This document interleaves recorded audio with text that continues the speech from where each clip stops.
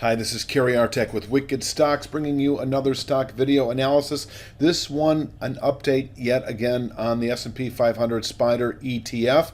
I did record this video on the week of Monday, September 13th, 2021. All weekly bar charts, really the same weekly bar chart. These numbers that I'm giving you are good for the week of Monday, September 13th. I think it's important to cover the SPY really on a week-by-week basis because it has obviously a reflection of the broader market in terms of the large cap universe, the top 500 stocks in the United States by market capitalization. And so let's take a look at the SPY and what's going on here.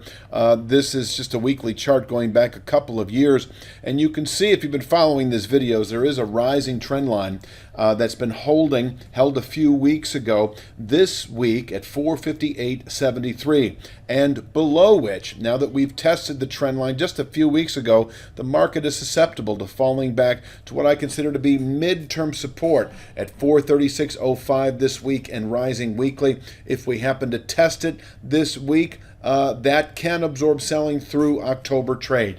And once we test 436.5, the SPY can round back up over the following 3 to 5 weeks or so to retest that 458.73 trend line. We could trade inside the 458.73 ceiling to 436.05 floor through October, even through November trade. Both of these levels are rising ever so gradually.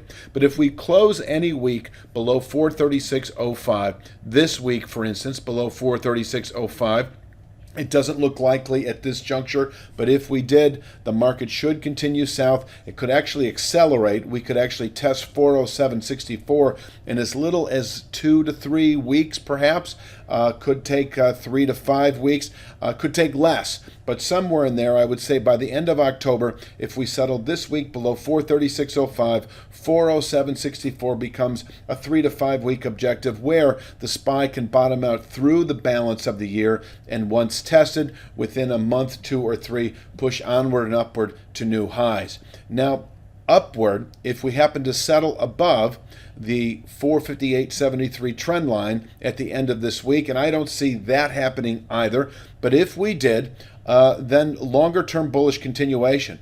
The following 3 to 5 weeks likely to reach that 479.44 intermediate channel top, where we could certainly top out on a monthly basis. But overall, closing above 458.73 at the end of this week should ultimately yield 3 to 5 months bullish continuation to the 517.01 longer-term channel top, where we could actually top out well into next year.